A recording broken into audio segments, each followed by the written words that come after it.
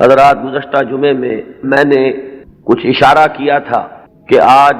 امام مہدی کے بارے میں جو ہمارے ہاں تصورات ہیں ان کے موضوع پر کچھ گفتگو ہوگی۔ یہ اصل میں ایک سلسلے کی کڑی ہے۔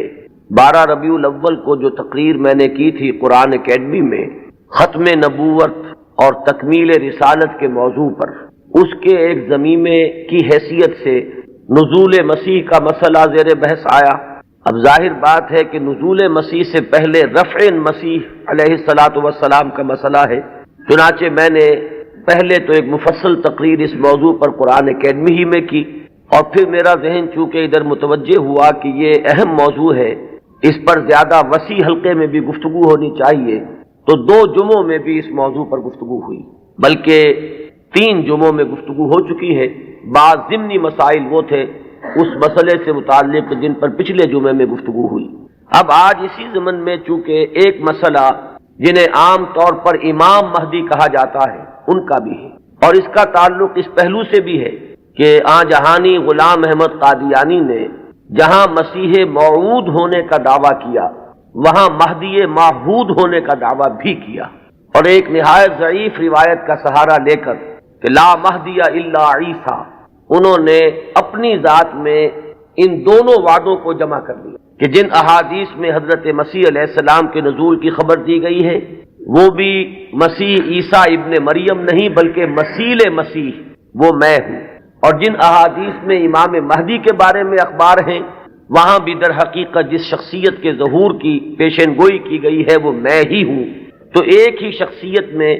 یہ دونوں پیشن گوئیاں جو ہے احادیث کی ان کو اس نے جمع کر لیا، اور یہ بات سامنے رہے کہ اس شخص سے اپنے آپ کو منسوب کرنے والے جو 2 گروہ ہمارے ہاں ہیں، ایک وہ کہ جنہیں ہم اصل قادیانی یا اب ربوائی کہتے ہیں، اور دوسرے وہ کہ جو لاہوری کہلاتے ہیں، یہ دونوں ان دونوں دعووں کے بارے میں متفق ہیں۔ اختلاف ایک اضافی دعوے کے بارے میں، وہ اپنی زندگی کے آخری دور میں صریحاً نبوت کا دعویٰ ہے جو غلام احمد قادیانی نے کیا، اس دعوے کے بارے میں کچھ تعویلوں کے حوالے سے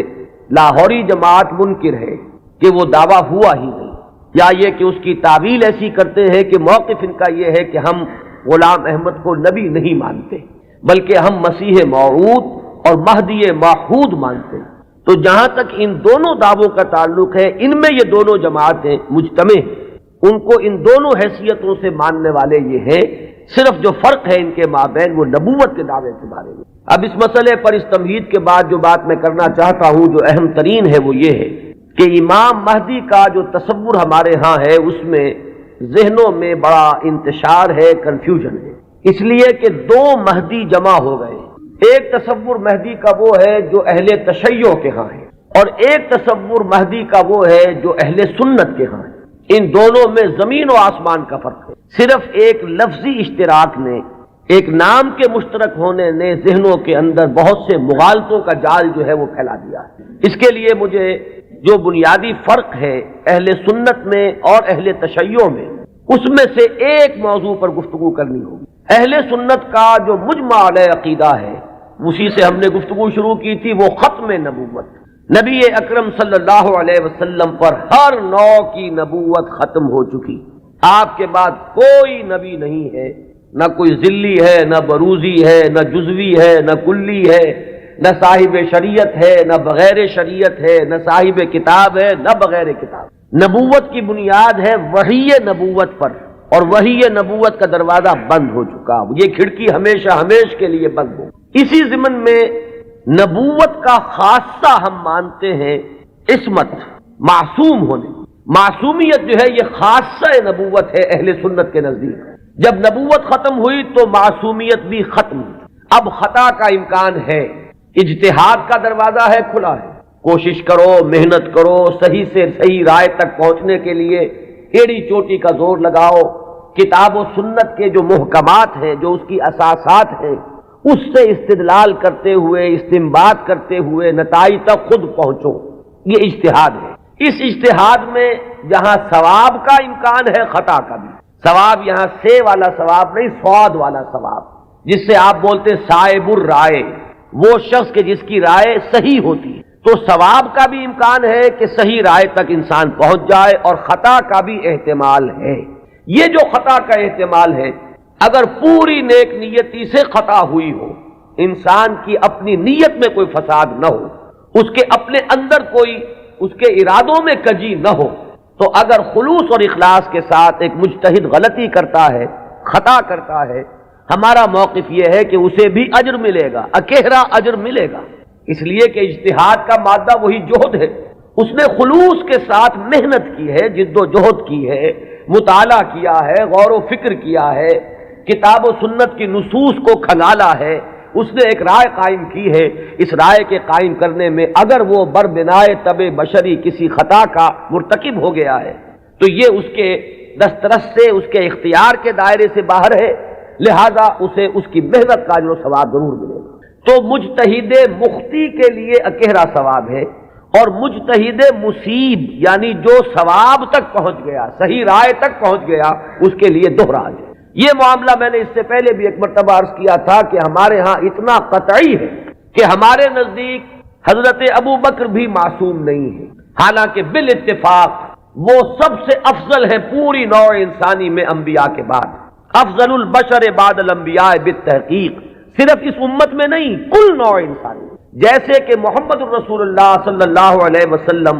تمام انبیاء سے، تمام رسولوں سے افضل ہیں، اسی طرح آپ کی امت کے جو صدیق اکبر ہیں وہ تمام امتوں کے صدیقین سے افضل ہیں، افضل البشر بعد الانبیاء بالتحقیق ابو بکر الصدیق رضی اللہ تعالیٰ عنہ۔ اب آپ سوچئے، ہماری یہ رائے ہے، کسی کی ہو یا نہ ہو اس سے اس وقت سروکار نہیں ہے، ہماری یہ رائے ہے، اور پھر بھی ہم کہتے ہیں کہ ابو بکر بھی خطا سے محفوظ نہیں، معمول نہیں، ان سے بھی خطا کا امکان ہے، وہ معصوم نہیں ہے۔ عصمت جو ہے وہ خاصہ نبوت ہے، وہ محمد کے ساتھ ختم ہو گئی صلی اللہ علیہ وسلم۔ ابو بکر سے خطا ہو سکتی ہے، عمر سے ہو سکتی ہے، عثمان سے ہو سکتی ہے، علی سے ہو سکتی ہے، ہر شخص سے ہو سکتی ہے۔ اگر ان چار سے ہو سکتی ہے تو بقیہ پوری نوع انسانی تا قیام قیامت جو آنے والی ہے ان میں کوئی ان سے افضل نہیں ہو سکتا، بات ختم۔ لیکن اہل تشیع کا عقیدہ یہ ہے کہ نبوت کا دروازہ تو بند ہوا ہے، لیکن اس کے بعد امامت معصومہ کا ایک سلسلہ چل رہا ہے، اور یہ امامت معصومہ اہل بیت میں ہے۔ نبی اکرم صلی اللہ علیہ وسلم کی جو اولاد حضرت فاطمہ رضی اللہ تعالی عنہا سے چلی ہے، یہ اس میں امامت معصومہ کا ایک سلسلہ ہے کہ جو چل رہا ہے۔ تو آپ اچھی طرح جان لیجئے کہ ہمارے نقطۂ نگاہ سے تو وہ بھی ایک جزوی نبوت ہو گئی، جہاں خاصہ عصمت آ گیا، نبوت کا ایک جز آ گیا۔ تو ہمارے اور ان کے درمیان جو سب سے اہم اختلاف ہے یہ کہ صحابہ میں افضل کون ہے، یہ معاملہ تو کچھ لوگوں کے اپنے ذوق کا بھی ہو سکتا ہے، مزاج اور استاد کا بھی ہو سکتا ہے۔ ظاہر بات ہے کہ پسند ناپسند پر تو انسان کو اختیار بھی نہیں ہو سکتا۔ میں نے کئی مرتبہ عرض کیا کہ ایک ہی پودا ہے گلاب کا، اس پر پھول کھلے ہوئے ہیں، آپ کو کوئی ایک پھول زیادہ پسند آیا، آپ نے اس کو لے لیا، اور آپ بتا بھی نہیں سکیں گے کہ اس میں آخر سبب کیا ہے، آپ نے دوسرے پھولوں کو چھوڑ کر اسے کیوں منتخب کیا۔ تو یہ معاملہ اتنا بنیادی نہیں ہے، اگرچہ ہمارے نزدیک صحابہ کرام میں افضلیت کا ایک پیٹرن ہے اور وہ معین ہے کہ پوری امت میں افضل ترین 4 خلفاء ہیں، اور ان میں ترتیب فضیلت جو ہے وہ ترتیب خلافت کے مطابق ہے۔ ابو بکر ہے، عمر ہے، عثمان ہے، پھر علی۔ ان کے بعد وہ 6 ہیں عشرہ مبشرہ میں سے، ان کے بعد اصحاب بدر ہیں، ان کے بعد اصحاب شجرہ ہیں، ان کے بعد تمام صحابہ ہیں، اور ان کے بعد پھر اب سلسلہ جو ہے وہ چلتا جائے گا۔ آگے بات میرٹ پر ہوگی، شخصی میرٹ پر، لیکن یہاں جو ہے معاملہ شخصی میرٹ کا نہیں ہے، یہاں تو معاملہ جو ہے معین ہے کہ یہ سیڑھیاں ہیں۔ تو یہ ہے ہمارا ایک موقف، لیکن میں پھر بھی عرض کروں گا کہ اس کو میں کوئی اہم عقیدے کی بات نہیں کہتا، یہ ایک ذوق کا معاملہ بھی ہو سکتا ہے۔ یہاں تک کہ امام الہند حضرت شاہ ولی اللہ دہلوی رحمۃ اللہ علیہ نے ایک بڑی عجیب بات لکھی، وہ یہ لکھتے ہیں کہ اگر میری طبیعت کو اس کے آزاد رجحان پر چھوڑ دیا جائے تو وہ فضیلت علی کی طرف زیادہ مائل ہے۔ کتنی سچی بات کہی ہے کہ میرے ذاتی رجحان کو، میری طبیعت کو، ایک ہے میرا ذوق، اگر اسے آزاد چھوڑ دیا جائے تو وہ کچھ فضیلت علی کی طرف زیادہ اس کا رجحان ہے، وہ زیادہ قائل ہے، لیکن مجھے حکم ہوا ہے کہ میں فضیلت کا اقرار کروں ابو بکر اور عمر اور عثمان کی۔ اب یہ ہے مقام، یہ جامعیت ہے، یہ توازن ہے۔ لہذا میں عرض کروں گا کہ اس مسئلے کو میں پھر بھی ثانوی کہوں گا، دوسرے درجے میں، لیکن یہ جو بنیادی بات ہے یہ بہت بڑا اختلاف ہے، اور ہمارے اعتبار سے تو در حقیقت یہ ایک جزوی نبوت ہے کہ جس کے قائل ہیں ہمارے یہ بھائی جو اپنے آپ کو اہل تشیع کے۔ بہرحال ان کا بھی آگے سلسلہ، یہ عام معلومات کے لیے بھی بات ہے کہ ذہنوں میں رہنی چاہیے۔ ہمیں اکثر و بیشتر بڑی بنیادی باتیں بھی اپنی تاریخ کی معلوم نہیں۔ ہم چونکہ سنی ہیں، سنیوں کے اختلافات تو ہم خوب جانتے ہیں، لیکن یہ کہ اہل تشیع میں اختلاف آگے کیا ہوئے ہیں اکثر و بیشتر ہمارے علم میں نہیں ہے۔ ان کا جو یہ معصوم امامت کا سلسلہ ہے، حضرت علی، حضرت حسن، حضرت حسین کے صاحبزادے حضرت علی بن حسین جنہیں امام زین العابدین کے نام سے پکارا جاتا ہے، پھر ان کے بیٹے ہیں محمد باقر، ان کے بیٹے ہیں جعفر، جن سے فقہ جعفری چل رہی ہے۔ یہ 6 امام تو ان کے ہاں متفق علیہ، ان میں تو یہ جو شاخ چلی ان میں کوئی اختلاف نہیں ہے کہ یہ سب کے نزدیک ان میں متفق علیہ ہے ان کی امامت، اور یہ سب امام معصوم شمار ہوتے۔ لیکن 7ویں امام پر آ کر ان کے ہاں ایک تقسیم ہو گئی۔ بڑے بیٹے اسماعیل تھے تو ان سے ان کے ماننے والے اسماعیلی کہلائے۔ اختلاف ہوا کہ اب امامت جو ہے حضرت جعفر صادق کی اولاد میں سے کس کی طرح منتقل ہوئی، اختلاف ہو گیا۔ بڑے بیٹے کے ماننے والے یہ کہلائے اسماعیلی، اور چھوٹے بیٹے سے جو چلا وہ پھر مسئلہ وہی چل رہا ہے۔ ان کے پھر مزید 6 امام ہیں، جن میں سے 11ویں امام جو ہے ان کے بارے میں ایک تو تاریخ کی روایت یہ ہے کہ وہ لا ولد فوت ہو گئے، اور ایک روایت جو اہل تشیع کے ہاں ہے وہ یہ ہے کہ ایک بچہ ان کے ہاں ہوا تھا جس کو انہوں نے اخفاء سے کہیں بھیج دیا باہر، اندیشہ یہ تھا کہ حکومت وقت اس کو قتل نہ کرا دے۔ وہ ہیں ان کے تصور میں امام مہدی، وہ جن کو بچا لیا گیا تھا وہ کہیں کسی غار میں روپوش ہیں اور وہیں ہیں، آخری زمانے کے قریب ان کا ظہور ہوگا، وہ زندہ ہے، غار میں موجود ہیں،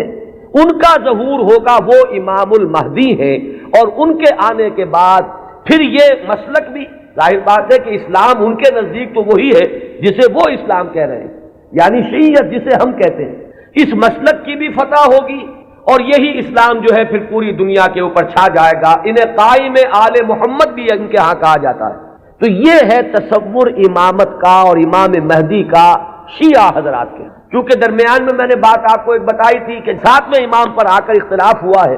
تو جو بڑے بیٹے اسماعیل سے جو سلسلہ چلا وہ بھی کچھ عرصے کے بعد 2 حصوں میں تقسیم ہو گیا۔ ان میں سے ایک حصہ ابھی چل رہا ہے کہ وہ امامت نسلاً بعد نسل چلی آ رہی ہے، وہ تو ہمارے ہاں کے یہ اسماعیلی ہیں۔ یہ اسماعیلی اس وقت جو ان کے امام ہیں، آغا خان تھے، آغا خان کے پوتے اب ان کے امام ہیں، اب کریم آغا خان، یہ ان کے نزدیک امام معصوم ہیں، ان سے کسی خطا کا امکان ہی نہیں۔ سر سلطان محمد خان جو آغا خان تھے، ان کے تو یہ الفاظ بھی منقول ہوئے ہیں کہ جب میں شراب پیتا ہوں تو شراب جب میرے ہونٹوں کو مس کرتی ہے تو پاک ہو جاتی ہے۔ یعنی یہ امام معصوم تو وہ شے ہے کہ جس سے کوئی ناپاک چیز چھوئے گی تو پاک ہو جائے گی، جیسے وہ تصور ہے کہ ایک چیز، ایک پتھر کوئی ایسا بھی ہے کہ جس کو وہ چھو لے وہ سونا بن جاتا ہے۔ تو اسی طریقے سے یہ امامت معصومہ کیا ہے اس کا آپ تصور کیجئے۔ تو جو ایگزیکٹ لائن ہے امامت کی وہ تو در حقیقت ان کے ہاں ہے کہ وہ امامت معصومہ کا تصور جو ہے بغیر کسی سلسلے کے ٹوٹے ہوئے وہ چلا آ رہا ہے ہمارے ہاں، جن کو ہم آغا خانی کہتے ہیں، اسماعیلی کہتے ہیں، ان کے ہاں۔ ان کے ہاں دوسری شاخ وہ ہی تھی کہ اس میں بھی آگے چل کر امام غائب ہو گیا، وہ دوسرا امام ہے غائب۔ تو ایک امام غائب تو وہ ہے جنہیں امام المہدی کہا جاتا ہے، وہ ہمارے ہاں کے جو عام شیعہ حضرات ہیں جنہیں اثنا عشری شیعہ کہتے ہیں، یعنی 12 اماموں کے ماننے والے۔ ایک وہ جو شاخ اوپر والی ہے اس کو شش امامیہ کہتے ہیں، یعنی 6 اماموں تک تو متحد آئے، اس کے بعد 6 کے بعد 7ویں امام پر ایک شاخ نکل گئی، تو وہ شش امامیہ کہلاتے ہیں ان کے نزدیک، اور خود کو یہ کہتے ہیں اثنا عشری۔ لہذا کسی بھی شیعہ دوست سے اگر بات ہو، آپ شیعہ کہیں گے تو وہ کچھ برا مانے گا، چپ رہے، آپ سے احتجاج نہ کرے تو بات اور ہوگی۔ لیکن یہ کہ اگر آپ ان سے مہذب انداز میں سوال کرنا چاہیں تو آپ کا سوال یہ ہونا چاہیے کہ کیا آپ اثنا عشری ہیں؟ یہ لفظ وہ ہے جو خود اپنے لیے اختیار کرتے ہیں۔ لہذا وہ 12 اماموں والا سلسلہ کے 6 متفق علیہ، 5 بعد میں، اور جو 12ویں امام ہیں ان کے وہ عہد طفولیت ہی میں کہیں ان کو بھیج دیا گیا کہیں حفاظت کے ساتھ، اور وہ کسی غار میں ابھی ہے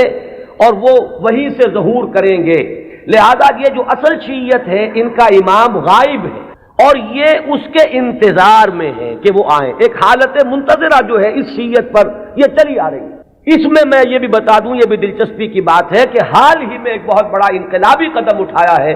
خمینی نے یہ فلسفہ پیش کیا اور اس کو قبول حاصل ہو گیا ایران میں کہ یہ جو ہم امام منتظر کے انتظار میں رہیں گے اور کچھ نہیں کریں گے تو یہ تو بہت غلط معاملہ ہے کہ آنے والا ہی آئے گا تو کچھ ہوگا، ہم تو کچھ کر نہیں سکتے۔ اس نے تو ہمارے اوپر تعطل طاری کر دیا ہے، ہم لوگ جو ہے بالکل ظالموں کے لیے اور غلط کار لوگوں کے لیے نرم چارہ بن گئے ہیں، جیسے چاہے وہ کریں، ہم تو ہاتھ نہیں پکڑ سکتے، اس لیے کہ ہم تو منتظر ہیں کہ کوئی آنے والا آئے گا تو صورت بدلے گی۔ تو انہوں نے فلسفہ پیش کیا کہ جب تک وہ امام غائب ظاہر نہیں ہوتے، نائب امام کی حیثیت سے کوئی شخص وہ تمام اختیارات ہاتھ میں لے سکتا ہے جو اصل میں امام کے۔ لہذا امام خمینی جو ہے اس وقت نائب امام ہے، وہ امام جو غائب ہیں ان کے نائب کی حیثیت سے وہ سارے اختیارات اور حقوق جو امام کے ہیں وہ اب امام خمینی کے پاس ہیں، اور اپنے کانسٹیٹیوشن میں انہوں نے اس کو ایک خاص اصطلاح دی ہے، یہ ہے ولایت فقیہ، کہ یہ وہ شخصیت ہے کہ جو بھی حکومت کا ڈھانچہ نیچے بنے گا، کوئی صدر منتخب ہو، کوئی وزیر اعظم منتخب ہو، پارلیمنٹ ہو، یہ سارا ڈھانچہ چلتا رہے گا، لیکن اوپر تلوار لٹکی رہے گی ولایت فقیہ کی کہ جس کو جس وقت چاہے وہ برطرف کر دے۔ یہی وجہ ہے کہ وہ ابو الحسن بنی صدر جو ہے وہ پیرس میں بیٹھے ہوئے ہیں، حالانکہ بہت بڑی اکثریت سے اس وقت ہمیں یہی بتایا گیا تھا واللہ عالم کہ بڑی عظیم اکثریت سے وہ صدر منتخب ہوئے تھے، لیکن بہرحال یہ تو نیچے کا ڈھانچہ ہے، اصل میں تو اوپر ولایت فقیہ ہے، اس کا اعتماد حاصل رہے گا تو کوئی شخص رہے گا، ورنہ نہیں۔ میں یہاں نہ کوئی تنقید کرنا چاہتا ہوں نہ کسی اختلاف کا اظہار، آپ کو بتا رہا ہوں کہ بات سمجھ میں آئے کہ امام مہدی کا اصل کانسیپٹ کیا ہے۔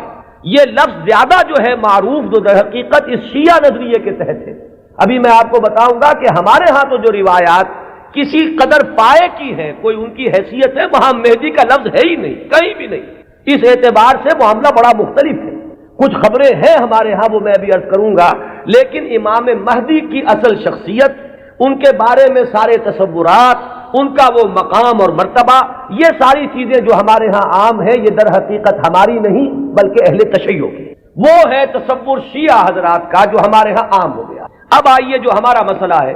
اہل سنت کے ہاں بھی یہ خبریں موجود ہیں، بلکہ میں اس کو شروع کروں گا ختم نبوت کے بعد۔ وہ کیا اقدامات ہیں کہ جو اس امت میں اللہ تعالیٰ نے اپنی مشیت کاملہ کے تحت کیے ہیں، کہ جن کے بارے میں میں اس وقت جرأت کر کے ایک لفظ استعمال کر رہا ہوں کہ جو نبوت کی قائم مقامی کی حیثیت اختیار کر لیتے ہیں۔ ان میں سب سے پہلا قدم تو میں تفصیل سے عرض کر چکا ہوں، قرآن کی حفاظت۔ اللہ تعالیٰ نے ذمہ لیا، انا نحن نزلنا الذکر وانا لہ لحافظون، ہم نے ہی اس ذکر کو نازل کیا ہے اور ہم ہی اس کے محافظ۔ یہ میں عرض کر چکا ہوں اس سے پہلے اپنی تقریروں میں کہ اس آیہ مبارکہ کا جو پہلا حصہ ہے وہ تو اپلیکیبل ہے تورات پر بھی، انجیل پر بھی، زبور پر بھی،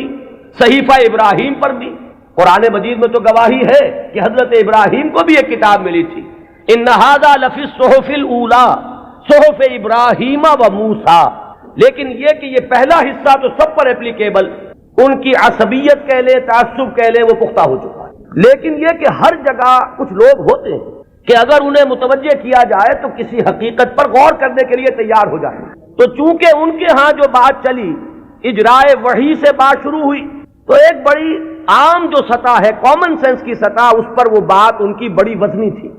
بات یہ تھی کہ جب نبوت کی اصل ضرورت ہے انسان کی ہدایت، تو انسان ختم نہیں ہوا، نبوت کیسے ختم ہو گئی؟ آخر نبوت، میں اب ان کی طرف سے بات کر رہا ہوں، کہیں کوئی مغالطہ آپ کو نہ ہو جائے، اس لیے کہ جب تک آپ اپنے مخالف کے موقف کو صحیح طور پر نہیں سمجھیں گے تو آپ کیسے اس کے بارے میں کوئی ججمنٹ آپ نہیں دے سکتے۔ ان کی دلیل کیا ہے کہ نبوت کوئی ہابی تو نہیں تھی بعد اللہ کی، جب چاہا جاری رکھا، جب چاہا ختم کر دیا۔ یہاں ہر چیز جو ہے حکمت کے ساتھ ہے، کوئی مقصد ہے، کوئی غایت ہے، ربنا ما خلقت ھذا باطلا۔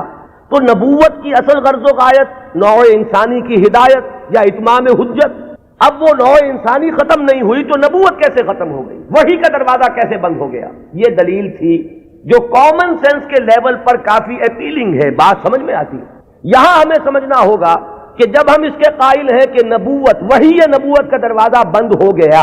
تو خلق کی ہدایت کی جو ضرورت ہے اس کو اب کن ذرائع سے پورا کیا گیا، ان چیزوں کو اگر سمجھ لیا جائے تو وہ دلیل کٹ جائے گی۔ پہلی بات میں عرض کر چکا ہوں پوری تفصیل سے اپنی سیرت کی تقاریر میں بھی اور بعد میں بھی، کہ پہلی بات یہ کہ ہدایت خداوندی اپنے مرحلہ تکمیل کو پہنچ گئی قرآن مجید میں۔ اس حقیقت کا جتنا ادراک ہوگا اور شعور کی سطح پر جتنی ریئلائزیشن ہوگی اس کی، اتنا ہی یوں سمجھیے کہ اس فتنے کا دروازہ بند ہوتا چلا جائے گا کہ وہ ہدایت جو وحی کے ذریعے سے دینی مقصود تھی وہ اپنے کلائمیکس کو، نقطۂ عروج کو، اپنے نقطۂ کمال کو پہنچ چکی قرآن مجید میں۔ اور دوسری بات یہ کہ اس ہدایت خداوندی کا وہ جو اب مخزن ہے، علامہ اقبال کے الفاظ میں نوع انسان را پیام آخرین حامل او رحمت للعالمین، اس کی حفاظت کا ذمہ اللہ نے لیا۔ اب یہ ایک بہت بڑا ہسٹوریکل فیکٹ ہے کہ اگرچہ ہم مانتے ہیں سابقہ کتابیں بھی اللہ کی نازل کردہ تھیں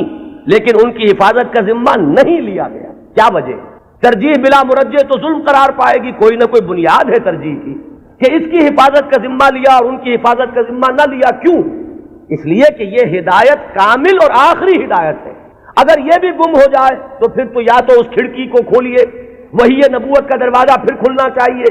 ورنہ یہ ہے کہ اگر یہ محفوظ ہے تو پھر کوئی منطقی ضرورت اور عقلی ضرورت اس کھڑکی کے کھولنے کی نہیں۔ تو پہلا انتظام جو اللہ نے کیا ختم نبوت کے بعد، جو ایک خلا پیدا ہوا ہدایت انسانی کے سلسلے میں، اس کے لیے پہلا انتظام قرآن مجید کی حفاظت۔ اب یہ کتاب محفوظ ہے تا قیام قیامت۔ اس کے معنی میں لوگ گھپلا کر لیں، اس کے ترجموں میں تحریف ہو جائے، الہاد ہو جائے، ادھر موڑ لیں ادھر تروڑ لیں، خود بدلتے نہیں قرآن کو بدل دیتے ہیں، ہوئے کس درجہ فقیہان حرم بے توفیق۔ لیکن یہ ترجموں میں ہو سکتا ہے، تفسیروں میں ہو سکتا ہے، متن میں ممکن نہیں ہے۔ وہ ٹیکسٹ جو ہے ہمیشہ ہمیشہ کے لیے محفوظ رہے گا۔ پہلا انتظام یہ ہے۔ دوسرا انتظام جو ایک ضمانت دی ہے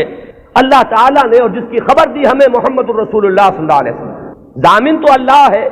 لیکن اس کی خبر دینے والے اللہ کے رسول ہیں۔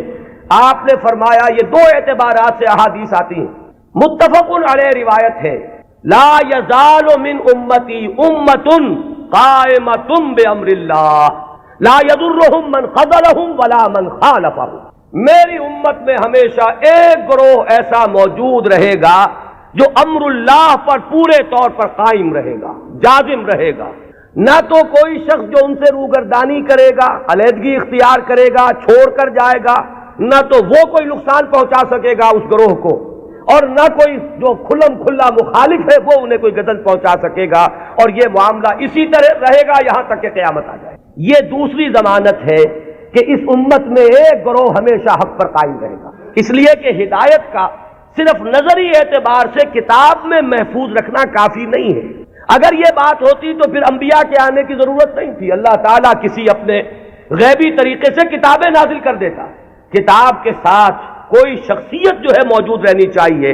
کوئی گروہ انسانی موجود رہنا چاہیے جو اس کتاب پر قائم ہو، جو اس کتاب کا عملی نمونہ پیش کر سکے۔ لہذا دوسری ضمانت یہ دی گئی، اور اس کی مختلف روایات اور بھی آتی ہیں، لا تزال فی امتی طائفۃ قائمین علی الحق، میری امت میں لازماً ایک گروہ ہمیشہ ایسا رہے گا جو حق پر قائم رہے گا۔ ایسی جماعت سے کبھی بھی دنیا بالکل خالی نہیں ہوگی۔ یہ ضمانت میں پھر عرض کر رہا ہوں کس کی ہے؟ اللہ کی۔ یہ در حقیقت اسی ضرورت کو پوری کرنے کا اہتمام ہو رہا ہے جو ختم نبوت کے بعد جو بھی خلا پیدا ہوا ہدایت انسانی کے اعتبار سے، اس کا جو پر کیا جانا ہے وہ ان چیزوں سے۔ یہی بات آپ کو ملے گی منفی اسلوب میں بھی، یہ تو مثبت ہے۔ منفی طور پر حضور نے فرمایا کہ میری امت کبھی گمراہی پر جمع نہیں ہوگی، لا تجمع امتی علی الضلالہ۔ اگر تو کبھی ایسا ہو جائے پوری امت محمد صلی اللہ علیہ وسلم گمراہی پر جمع ہو جائے تو نفی ہو جائے گی اس قول کی کہ میری امت میں ہمیشہ ایک گروہ حق پر قائم رہے گا، قائمین علی الحق۔ تو بات ایک ہی ہے، ایک اس کا مثبت انداز ہے اور ایک اس کا منفی پہلو ہے کہ لا تجمع امتی علی الضلالہ، میری امت کبھی بھی گمراہی پر جمع نہیں۔ اسی ضمن میں ایک تیسری جو ضمانت دی ہے وہ ضمانت وہ ہے جسے ہم مجددین امت کے نام سے جانتے ہیں۔ ایک سلسلہ مجددین ہے جس کی خبر دی گئی ہے کہ ان اللہ یبعث فی ہذہ الامہ علی راس کل مئۃ عام من یجدد لہا دینہا۔ اللہ تعالیٰ نے خاص اہتمام فرمایا ہے کہ اس دین پر اگر کچھ اور بیرونی اثرات آتے چلے گئے، کچھ پردے پڑتے چلے گئے، کچھ گردہ ادھر ادھر سے آ کے جمع ہو گیا، کچھ بدعات کا تومار آ گیا، کوئی غلط نظریات جو ہے انہوں نے آ کر تسلط حاصل کر لیا، تو ہر 100 سال کے بعد، ہر صدی کے سرے پر اللہ تعالیٰ ایک ایسی شخصیت کو اٹھائے گا کہ جو اس پورے دین کو اثر نو بالکل خالص شکل میں پیش کر دے گا، سارا ادھر ادھر کا گند جو آیا تھا اس کو دھو دے گا، سارے جو اضافے ہوئے تھے اس سے اس کو پاک کر دے گا، جو بھی عجمی یا جو غیر اسلامی تصورات آئے ہوئے ہوں گے انہیں دھو دے گا، جو رسوم کے اندر اور مراسم کے اندر جتنے بھی نئی بدعات جاری کی گئی ہوں گی ان سے بھی بالکل نکھار کر جو اصل ہے چہرہ اس دین حق کا، دین محمدی علیہ صاحب صلاۃ والسلام کا، اسے نکھار کر اصل صورت اس کی پھر واضح کر دیں۔ یہ ہے جنہیں ہم مجددین امت کہتے ہیں، اور یہ جان لیجئے کہ اس کا اگرچہ جن لوگوں کو ہم نے قرار دیا ہے کہ وہ اس امت کے مجددین ہیں، ہمارے ہاں نہ مجدد معصوم ہے۔ اب اختلاف رکھیے، یہاں پر فرق ذہن میں رکھیے، میں نے تو آپ کو بتایا کہ مجدد کہاں ہے، حضرت ابو بکر سے بڑھ کر تو کوئی افضل نہیں، لیکن وہ بھی معصوم نہیں ہے، وہ سلسلہ امامت کا کانسیپٹ بالکل جدا ہے، اس کی بنیاد جدا، اس کا تصور جدا، اس کے ساتھ جتنے بھی معاملات جو ہیں متعلق ہیں وہ سب بالکل مختلف ہیں، اور یہ جو سلسلہ مجددین امت ہے یہ کانسیپٹ کے اعتبار سے بنیادی طور پر مختلف ہے۔ کوئی ہمارا ہندوانہ پس منظر ہے جو اثر انداز ہو رہا ہے، کوئی مغربی تہذیب نے آ کر کوئی اپنا غازہ مل دیا ہے، ان سب کو ہٹا کر وہ دین کی اور شرع مبین کی جو اصل اور صاف صورت ہے اس کو اثر نو اجاگر کر دو، یہ ہے کار تجدید۔ ہم نے کوشش کی ہے، اور اس میں اختلاف ہو سکتا ہے کہ ایک گروہ جو ہے وہ کسی کو مجدد سمجھ رہا ہو، ایک گروہ کسی اور کو مجدد سمجھ رہا ہو۔ جیسے جیسے زمانہ آگے چلتا ہے ماضی کے بارے میں تو رائیں کچھ نہ کچھ ایک جیسی ہوتی چلی جاتی ہیں، لیکن یہ کہ ہم اصل لوگوں میں ہمیشہ اختلاف رہے گا۔ گروہ رہیں گے وہ سمجھیں گے کہ شاید یہ مجدد ہیں، ان کی خدمات ایسی ہیں کہ دین کی اصل شکل کو انہوں نے واضح کیا ہے، اور اوہام اور رسومات کا جو اس کے اوپر تومار آ گیا تھا اس سے انہوں نے پاک کیا ہے۔ تو کوئی کسی کو مجدد مان لے، کوئی کسی کو مجدد مان لے، یہ کوئی عقیدے کا مسئلہ نہیں، کسی کے مجدد ماننے سے کوئی فرق واقع نہیں ہوتا۔ چنانچہ اس صدی میں 14ویں صدی میں یہ معاملہ دیکھیے کہ اگرچہ امت تو ہے، کہاں آپ چلے جائیے انڈونیشیا اور ملائیشیا سے موریتانیہ تک، میں نے کئی مرتبہ عرض کیا یہ تو سالڈ علاقہ ہے نا امت مسلمہ کا، کہیں ٹھیک ہے وہ اس طرح سے آزاد اور خود مختار نہیں ہے جیسے ہندوستان میں ہے، لیکن امت محمد تو موجود ہے، اور جو ان آفیشل ایسٹیمیٹس ہے اس کے اعتبار سے اس وقت بھارت میں 15 کروڑ مسلمان ہیں، 12 کروڑ سے کم تو کسی نے نہیں مانا، جو بڑے بڑے سنجیدہ لوگ ہیں، جو کسی طرح کے مبالغے اور کسی قسم کی سیاسی کوئی مبالغے کے اندر آنے والے نہیں ہیں، انہوں نے بھی کہا کہ 12 کروڑ سے تو کوئی سوال ہی نہیں ہے کہ مسلمان کم ہو، البتہ یہ کہ لوگوں کا اندازہ 15 کروڑ تک جا رہا ہے، تو امت وہاں سے وہاں تک پھیلی ہوئی ہے۔ اب ان میں کتنے مجددین پیدا ہوئے ہوں گے، کتنے خادمین دین پیدا ہوئے ہوں گے، کتنے لوگوں نے محنتیں کی ہوں گی۔ ایک ہی وقت میں وہاں حسن بننا ہے مصر میں، یہاں مولانا مودودی بھی ہیں، یہاں مولانا الیاس صاحب بھی ہیں، یہاں مولانا اشرف علی تھانوی بھی ہیں، یہاں مولانا رشید احمد گنگوہی بھی ہیں، اور بھی بہت سے لوگ ہیں جن کے بارے میں کسی کو کسی کے بارے میں، کسی کو کسی کے بارے میں خیال ہو سکتا ہے۔ یہ تو در حقیقت فیصلہ ہوا کرتا ہے 2-3 صدیوں کے بعد، پھر جا کر زیادہ انسان آبجیکٹیولی اندازہ کر سکتا ہے کہ کس کی کیا کنٹریبیوشن ہے۔ وہ وقتی قسم کے جو تصورات ہوتے ہیں، کچھ عصبیتیں ہوتی ہیں، کچھ تعصبات ہوتے ہیں، کچھ گروہی قسم کے اثرات ذہنوں پر ہوتے ہیں، تو وقتی طور پر تو فیصلہ کرنا بہت مشکل ہوتا ہے، یہ بعد میں آتا ہے۔ یہی وجہ ہے کہ ابتدائی مجددین کے بارے میں تو ہمارے ہاں تقریباً کنسنسس ہے، اتفاق رائے ہے کہ فلاں مجدد فلاں مجدد فلاں مجدد فلاں مجدد، آگے چل کر تو اختلاف ہو جائے گا۔ ہمارے ہاں جو بریلوی بھائی ہمارے ہیں وہ مولانا احمد رضا خان بریلوی کو اس دور کا مجدد کہتے ہیں۔ دیوبندی حضرات میں بھی میں نے 2 گروہ پائے ہیں، ایک وہ جو مولانا رشید احمد گنگوہی کو اس صدی کا مجدد سمجھتے ہیں، اور ایک جو مولانا اشرف علی تھانوی کو اس صدی کا مجدد سمجھتے ہیں۔ اور مولانا اشرف علی تھانوی صاحب کے معتقدین کا عالم تو یہ ہے کہ مولانا عبد الباری ندوی جیسا شخص، بڑی اونچی علمی شخصیت ہے ہندوستان کی، انہوں نے جو کتاب لکھی ہے ان کی سوانح پر، اس کا نام ہے جامع المجددین، صرف مجدد نہیں، تمام مجددین کے اوصاف ان میں جمع ہو گئے۔ بہرحال یہ محبت اور عقیدت، کسی سے تعلق خاطر، یہ اس کے اثرات ہیں کہ جو فوری طور پر ہوتے ہیں۔ اسی طریقے سے چاہے مودودی صاحب نے ہرگز اس کا دعویٰ نہیں کیا، میں خود گواہ ہوں اس کا، میں ان کے ساتھ رہا ہوں، لیکن ہو سکتا ہے اور میں سمجھتا ہوں کہ بہت سے ان کے ماننے والوں کے ذہن میں ہے یہ بات کہ اس صدی کے اصل مجدد وہ تھے، یا مولانا الیاس صاحب رحمۃ اللہ علیہ کے بارے میں تو میں یہ ان کے عقیدت مندوں میں اس سے بہت آگے بات سمجھتا ہوں۔ وہ تو چونکہ کچھ روحانیت کا میدان بھی ہے تبلیغی جماعت میں، تو وہاں جو غلو ہے عقیدت کا وہ تو اس سے کہیں بڑھ کر ہے۔ تو یہ ساری چیزیں میں صرف اس لیے عرض کر رہا ہوں کہ اس میں کسی گھبرانے کی بات نہیں ہے، اس لیے کہ مجددیت جو ہے ہمارے ہاں کوئی ایسا منصب نہیں ہے کہ جس کو ماننے یا نہ ماننے سے کوئی ہمارے ایمان و اسلام میں فرق آتا ہو۔ اگر غلام احمد قادیانی کو صرف مجدد مانا گیا ہوتا کبھی تکفیر نہ ہوتی۔ اب ہمارے یہ لاہوری بھائی جو ہے جب اپنا مدافعت پہ آتے ہیں تو وہ کہتے ہیں کہ ہم تو صرف مجدد مانتے ہیں۔ ایک زمانے میں اسی وجہ سے اس بات کا قائل رہا کہ قادیانیوں کی تکفیر تو درست ہے، لیکن ان کے بارے میں ہمیں توقف کرنا چاہیے، اس لیے کہ یہ تو نبی نہیں مان رہے، لیکن ثابت یہ ہوا ہے کہ اس شخص نے نبوت کا دعویٰ کیا۔ اب کوئی شخص انکار کرے تو بات اور ہے،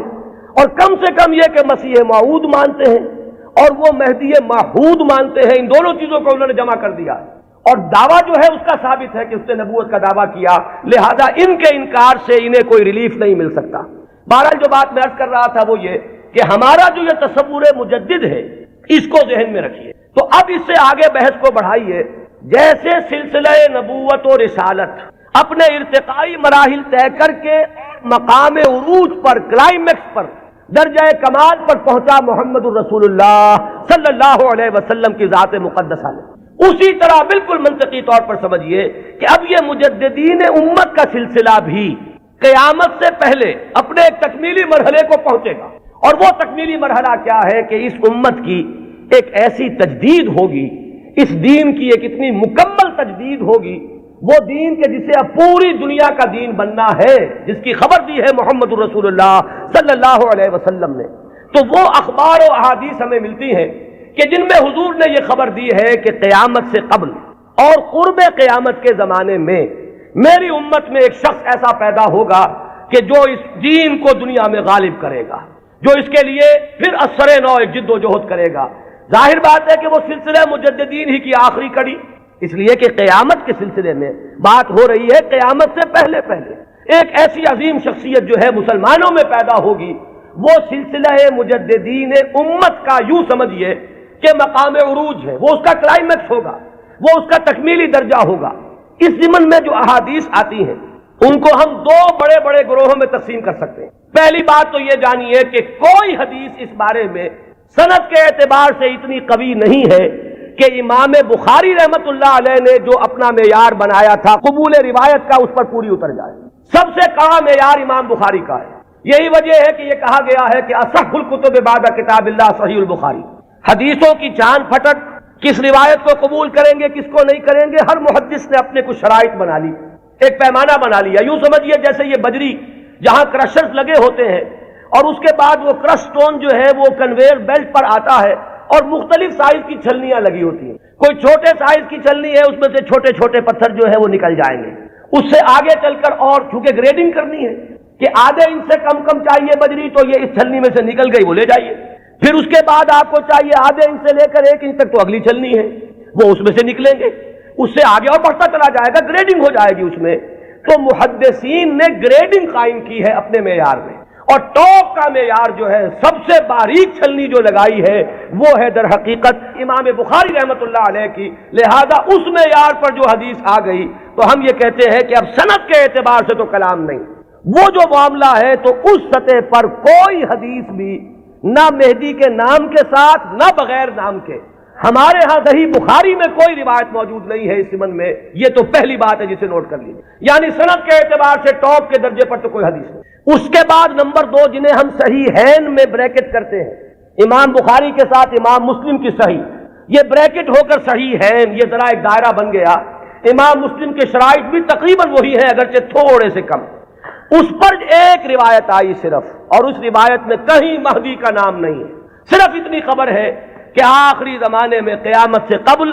اللہ تعالیٰ ایک ایسی شخصیت کو ظاہر کرے گا، اور خاص طور پر اس کا جو ذکر ہے وہ یہ ہے کہ اس وقت زمانے میں اتنی خوشحالی ہو جائے گی، مسلمانوں کے ہاں اتنی دولت جمع ہوگی کہ وہ لپیں بھر بھر کر لوگوں کو تقسیم کرے گا اور دولت ختم نہیں ہوگی۔ یہ ایک عمومی خوشحالی کا، جیسے خلافت راشدہ کے بارے میں ہم کہتے ہیں کہ لوگ اپنی زکوٰۃ اور صدقات لے کر گھومتے تھے اور کوئی لینے والا نہیں تھا، تو اسی طرح کی برکات کا کوئی ظہور ہونے والا ہے، صرف اس کی خبر دی ہے حضور نے، اور وہ ایک عظیم شخصیت کے ذریعے سے ہوگا، اس میں کسی کا ذکر نہیں ہے، نام کیا ہوگا، اس کے والد کا نام کیا ہوگا، وہ کس قبیلے سے ہوگا، وہ کس نسل سے ہوگا، کسی کا کوئی ذکر نہیں۔ تو صحیحین کا تو معاملہ یہ ہے کہ صحیح بخاری میں سرے سے کوئی روایت نہیں، موضوع ہی موجود نہیں، جبکہ یہاں کنٹراسٹ کے لیے میں آپ کو بتا دوں، میں نے جو تقریریں کی ہیں حضرت عیسیٰ کے نزول کے بارے میں علیہ الصلوۃ والسلام، وہ روایات جو ہیں وہ صحیحین کی ہیں، وہ متفق علیہ ہیں، وہ بخاری میں بھی ہے، مسلم میں بھی ہے، لہذا زمین و آسمان کا فرق ہے۔ ان دونوں کو ہمارے ذہنوں میں عام طور پر جو بھی تصورات سنی سنائی باتوں سے ہمارے ذہنوں میں بن گئے ہیں، تو تقریباً ان دونوں کو ہم وزن ہم نے کیا ہوا ہے، بہت فرق ہے۔ حضرت مسیح علیہ السلام کے نزول کی خبریں اور اس کی پیشین گوئیاں اور اس کی احادیث بہت قوی ہیں سند کے اعتبار سے، اکثر و بیشتر روایات اس میں وہ ہے کہ جو متفق علیہ ہے، کہ صحیح بخاری میں بھی ہے، صحیح مسلم میں بھی، جبکہ یہ جو تصور ہے ایک کانسیپٹ جو ہے امام المہدی کا، وہ میں بتا چکا ہوں اصلاً تو یہ ایک شیعی کانسیپٹ ہے، وہ سارے تصورات جو اس کے ساتھ ہیں وہ اہل تشیع کے ہیں، لیکن ہمارے ہاں اگر کوئی تصور ہے تو وہ تصور اول تو سند کے اعتبار سے اتنا قوی ہے ہی نہیں کہ شرائط بخاری پر پورا اترے، وہ تو بات نیچے آ گئی۔ اس سے نیچے جو روایت ملی صحیح ہے ان میں صرف ایک امام مسلم لائے ہیں، اور اس میں نہ کسی نام کا ذکر ہے، نہ تفصیلات ہیں، نہ کسی نسل کا ذکر ہے، کس قبیلے سے ہوگا، بس ایک عظیم شخصیت کا ظہور ہوگا۔ تو اس کو تو یوں سمجھیے کہ وہی سلسلہ مجددیت کا یہ نقطہ عروج ہے، یہ اس کا تکمیلی مرحلہ ہے۔ البتہ جب ہم صحیحین سے نیچے اترتے ہیں تو اب بہت سی احادیث ملتی ہیں، ان احادیث کو بھی آپ دو خانوں میں اپنے ذہن میں رکھ لیجئے۔ ایک تو وہ احادیث ہے کہ جن میں ان کا نام مہدی مذکور ہے، اور اس سے بھی بہتر اور قوی تر احادیث وہ ہیں کہ جن میں نام نہیں ہے۔ پھر ان میں ایک اور فرق ہے، کہیں تو یہ بتایا گیا کہ وہ خاندان فاطمہ سے ہوگا رضی اللہ تعالی عنہا، میری عطرت سے، اہل بیت سے، من ولد فاطمہ کے الفاظ بھی بعض روایات میں ہیں۔ بعض روایات وہ ہیں کہ جن میں فرمایا گیا ہے کہ بنو عباس میں سے ہوگا، بعض روایات میں یہ کہ قرشی ہوگا، بعض روایات میں نام ایک اور بھی آیا حارث نام ہوگا، بعض روایات میں نام آیا ہے کہ اس کا نام میرا ہی ہوگا، محمد صلی اللہ علیہ وسلم۔ ہم یہ ان کے اعتبار سے، آنے والے کے نام کے اعتبار سے نہیں کہہ رہے، صلی اللہ علیہ وسلم ہم نے حضور کے نام کی مناسبت سے کہا۔ تو میرا نام ہوگا، اس کے والد کا نام بھی میرے ہی والد کے نام پر ہوگا، یعنی وہ بھی محمد ابن عبداللہ ہوگا۔ اور یہاں میں آپ کو ایک بات بتا دوں کہ یہ جو ابھی 2 سال قبل یا شاید اب تیسرا سال ہے، جو حادثہ ہوا تھا حرمین میں اور مسجد الحرام پر کچھ لوگوں نے قبضہ کیا تھا، مقابلہ ہوا، میں اس کی تفصیل میں نہیں جانا چاہتا کہ اس کے اسباب کیا تھے اور کیا ان لوگوں کا اصل موقف تھا اور وہ کیا کرنا چاہتے تھے، لیکن وہاں بھی ایک شخص نے اپنے مہدی ہونے کا اعلان کیا، اور وہ محمد ابن عبداللہ ہی تھا، اس کا نام بھی محمد اور اس کے والد کا نام بھی عبداللہ، قحطانی ہے وہ، اور وہ عرب تو ہے، لیکن یہ کہ بہرحال اب جو بھی ان کے بارے میں معلوم نہیں ہے کہ آیا جو لوگ موقع پر قتل ہو گئے وہاں ان میں وہ ہے یا نہیں، پھر یہ کہ جو لوگ بعد میں پکڑ کر قتل کیے گئے ہیں سزا کے طور پر ان میں وہ ہے یا نہیں، کچھ پتہ نہیں۔ جو ان کا سب سے بڑا سرغنہ تھا اس کو تو بہرحال قتل کر دیا گیا ہے، لیکن جو اصل سرغنہ تھا وہ نہیں ہے، جس نے کہ دعویٰ کیا تھا کہ یہ مہدی ہے، جن کے بارے میں لوگوں نے کہا کہ ان سے بیعت کرو، یہ مہدی ہے۔ تو وہ بہرحال ایک صرف میں نے برسبیل تذکرہ بات کہی ہے کہ وہ جو فرمایا گیا کہ نام میرے نام پر ہوگا اور والد کا نام بھی میرے والد کے نام پر ہوگا، یہ بھی بعض روایات میں ہے، لیکن یہ تمام روایات جو ہیں جیسا کہ میں نے عرض کیا کہ ان میں سے بہت ایک تو تعارض ہے، اختلاف ہے، تفصیلات میں بہت فرق و تفاوت ہے، تو اس سے بہرحال جہاں تک حدیث کے متن پر جرح کے لیے اور غور و فکر کے جو اصول بنے ہیں، حدیث پر جو غور و فکر ہوا ہے وہ 2 اعتبارات ہیں، سند پر یا متن پر۔ سند میں تو ہم یہ دیکھیں گے کس نے کس سے سنا، کس نے کس سے سنا، اس نے کس سے سنا، اس نے کس سے سنا، یہ چین متصل ہے یا کہیں ٹوٹتی ہے، 2 کڑیاں آپس میں ملی ہوئی ہے کہ نہیں۔ پھر ہر کڑی کے بارے میں دیکھیں گے یہ فاسق تو نہیں تھا، اس کے بارے میں کوئی جھوٹ کی گواہی تو نہیں ملی تھی کہ جھوٹ بھی بول دیتا تھا۔ تو یہ سارا معاملہ تو ہے سند کا کہ جتنے بھی راوی ہیں متصل ہو روایت کا سلسلہ نمبر 1، اور جو راوی ہے وہ سب کے سب ثقہ ہو، قابل اعتماد ہو، نیک لوگ ہو، یہ گفتگو تو ہے سند پر۔ جو محدثین نے اکثر و بیشتر کام اسی پر کیا ہے، وہ متن پر زیادہ زور نہیں دیتے، وہ تو سند دیکھتے ہیں۔ بات آ رہی ہے کس سلسلے سے؟ ایک ہوتا ہے کسی حدیث کے مضمون پر غور کر کے اور پھر یہ دیکھا جائے کہ اس میں کیا ہے، کوئی چیز ایسی تو نہیں جو خلاف عقل ہو،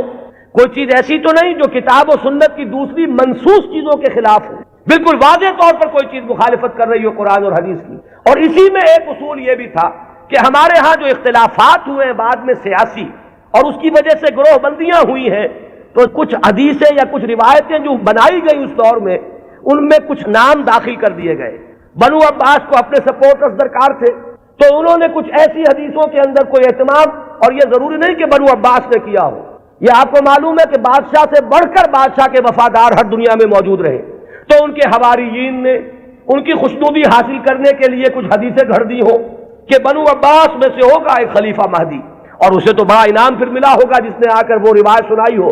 تو یہ ہوتے ہیں وہ محرکات جو وقتی طور پر اختلافات کی بنیاد پر جو روایتیں گھڑی گئی ہیں ان میں چھان پھٹک کرتے ہیں ان اصولوں پر۔ چنانچہ یہاں تک روایت کے الفاظ ملتے ہیں کہ وہ جو مہدی جب آئے گا تو اس کے جھنڈے کالے رنگ کے ہوں گے اور وہ خراسان سے آئے گا۔ اب ابو مسلم خراسانی آیا تھا جس نے بنو امیہ کی حکومت کا تختہ الٹا اور بنو عباس کی حکومت قائم کی۔ ظاہر بات ہے کہ یہ روایت خود بول رہی ہے کہ یہ بنو عباس کے خوشامدیوں نے بنو عباس کو خوش کرنے کے لیے یہ کوئی روایت گھڑی ہے، اور چونکہ یہ درجہ ثالث درجہ چہارم کی روایات ہیں لہذا ہمیں ان کے متن پر گفتگو کرنے کا حق حاصل ہے۔ صحیح ہے ان کی روایات کا معاملہ مختلف ہو جائے گا، سند کے اعتبار سے اتنی پختہ روایات جو ہے تو ہمیں سوچنا پڑے گا، توقف کرنا پڑے گا کہ ہماری عقل ٹھوکر کھا سکتی ہے، آخر ہمارا بھی تو ہماری منطق بھی تو ٹیڑھی ہو سکتی ہے، وہاں ہمیں رکنا ہوگا۔ لیکن جہاں معاملہ روایت کے اعتبار سے اتنا پختہ نہیں ہے تو ظاہر بات ہے کہ وہاں متن پر گفتگو ہوگی۔ تو اکثر و بیشتر روایات تو اسی نوعیت کی ہیں کہ کہیں، چونکہ آپ کو معلوم ہوگا یہ ہماری تاریخ کا ایک عجیب واقعہ ہے، بنو امیہ کی حکومت کا تختہ الٹا بنو عباس نے، لیکن بنو عباس نے اس کے لیے جو مسلمانوں کو اپنے گرد جمع کرنے کے لیے نعرہ بلند کیا وہ تو تھا خاندان بنی ہاشم اور بنی فاطمہ آل رسول، ان کا نعرہ لگایا، اور جب انہیں حکومت مل گئی تو سب سے بڑھ کر تشدد جنہوں نے کیا ہے آل فاطمہ پر وہ یہی بنی عباس تھے۔ سیاست کے یہ کرشمے دیکھنے میں آتے ہیں، میری گناہ گار آنکھوں نے بھی ایک کرشمہ دیکھا ہے، وہ میں آپ کو سنا دوں۔ سعودی عرب کا اختلاف جب ہوا تھا مصر سے تو اس کا نقشہ میرے نگاہوں کے سامنے سن 62 میں پہلی مرتبہ میں نے حج کیا، اور اسی سن میں یہ رابطہ عالم اسلامی کی تاسیس ہوئی۔ مولانا مودودی بھی گئے تھے اس میں شرکت کے لیے، مولانا داؤد غزنوی بھی گئے تھے، میں تو گیا تھا والدین کے ہمراہ حج کے لیے۔ وہاں مولانا داؤد غزنوی نے یہ کہا کہ تم میرے سیکریٹری بن جاؤ، کیونکہ ہر مندوب جو آیا اس کے ساتھ کوئی سیکریٹری بھی ہے، تو مجھے اور کیا چاہیے تھا، اندھا کیا چاہے دو آنکھیں، کہ میں اس پورے اجلاس کو ان کے سیکریٹری کی حیثیت سے اٹینڈ کر سکوں۔ تو میں نے وہ پورا نقشہ دیکھا ہے۔ اس وقت صورت کیا تھی، اللہ تعالیٰ مغفرت فرمائے، شاہ سعود جو بڑے بھائی تھے شاہ فیصل کے بھی اور جو شاہ خالد ہیں ان کے، شاہ سعود اس وقت یوں سمجھیے کہ جو تقریر کی ہے ناصر کے خلاف اور مصر کے خلاف، اس سے زیادہ زہر میں بجھی ہوئی تقریر کوئی نہیں ہو سکتی۔ جملے مجھے ابھی تک یاد ہے، نحن فداء الاسلام بارواحنا واجسادنا وهم اعداء اللہ واعداء الدین واعداء الرسول، ہم تو اسلام کے فدائی ہیں، اپنی ارواح سے بھی اپنے اجساد سے بھی، ہر چیز اپنی اسلام پر فدا کرنے کو تیار، اور یہ جو ہے اللہ کے دشمن، اللہ کے رسول کے دشمن، اللہ کے دین کے دشمن، یہ انداز تھا۔ وہ کہیں تصویر اس زمانے میں چھپ گئی تھی، ظاہر بات ہے کہ مصر تو اس طرح کا آزاد ملک ہے جیسے ہمارا معاشرہ بھی ہے، یہاں سوشلسٹ بھی ہے، ملحد بھی ہے، وہاں بھی ہے۔ تو کسی ملحد رسالے میں یہ پولیگیمی پر ایک کارٹون چھپ گیا تھا، ایک مرغا درمیان میں ہے اور چاروں طرف 9 مرغیاں، اور یہ کارٹون جو ہے وہ منسوب کیا تھا یہ ہے، یعنی اشارہ کیا جا رہا تھا توہین آمیز انداز میں نبی اکرم صلی اللہ علیہ وسلم۔ اس کارٹون کا ذکر انہوں نے کیا، یہ کر رہے ہیں وہ مصر میں، اور ظاہر بات ہے یہ ایسی چیز ہے کہ ہر مسلمان کا خون جو ہے کھول اٹھے گا اس کے تصور۔ لیکن یہ کہ پھر آپ سوچئے ہوا کیا، یہ جو اختلاف تھا مصر کا اور سعودی عرب کا، اب اختلاف ہوا 2 بھائیوں کا۔ شاہ فیصل نے جو اس وقت ولی عہد تھے تختہ الٹا، حکومت پر قبضہ کیا، وہی شاہ سعود اب جا کر بیٹھے ناصر کی گود میں، جن کی وہ تقریر تھی، انہیں پناہ ملی ہے تو ناصر کے ہاں ملی ہے۔ کشمکش تو سعودی عرب کی اور مصر کی تھی، شخصیات در حقیقت اس میں آ جایا کرتی ہیں وقتی طور پر۔ تو یہ تماشا میری گناہ گار آنکھوں نے بھی دیکھا، اور یہی تماشا تاریخ میں ہوا تھا کہ بنو عباس نے بنو امیہ کی حکومت کا تختہ الٹا اہل بیت رسول کے نام پر، اور پھر اہل بیت رسول پر جتنا ستم کیا ہے بنو عباس نے اس کا اس نے اثیر بھی نہیں ہے کہ جو بنو امیہ نے کیا۔ بہرحال یہ جب معاملات ہیں تو کہیں بنی فاطمہ کے لیے وہ احادیث ہے کہیں بنو عباس کے لیے ہے، تو ان روایتوں کا ہمارے ہاں کوئی اونچا مقام نہیں۔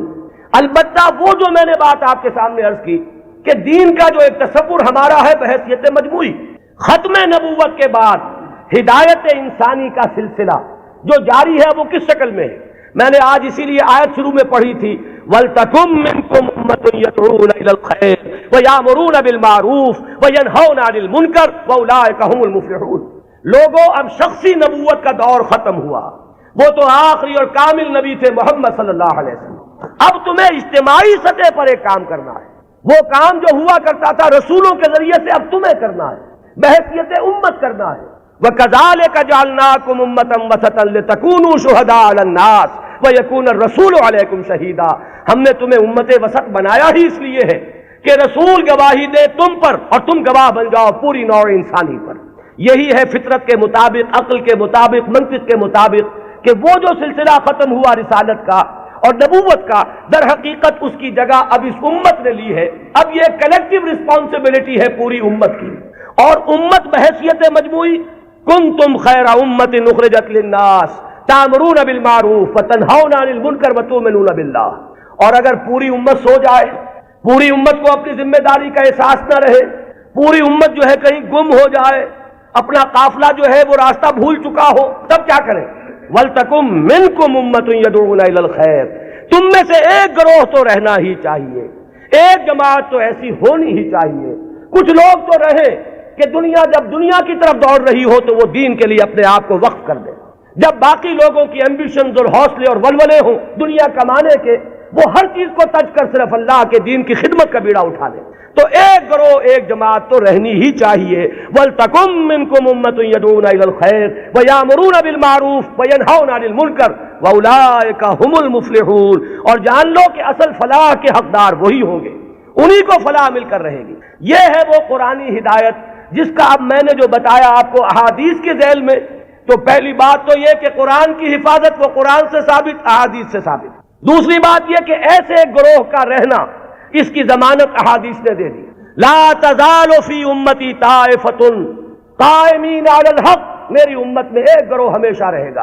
اور یہ جان لیجئے یہ بھی ایک دلچسپ مسئلہ ہے، جو جماعتیں بنتی ہیں، جو گروہ اٹھتے ہیں اس کام کے لیے، ظاہر بات ہے وہ کسی شخصیت کے سہارے پر اٹھتے ہیں، یہ آپ کو اچھا لگے یا برا لگے۔ کچھ لوگ زیادہ آئیڈیلسٹ ہوتے ہیں، وہ شخصیت نہیں بلکہ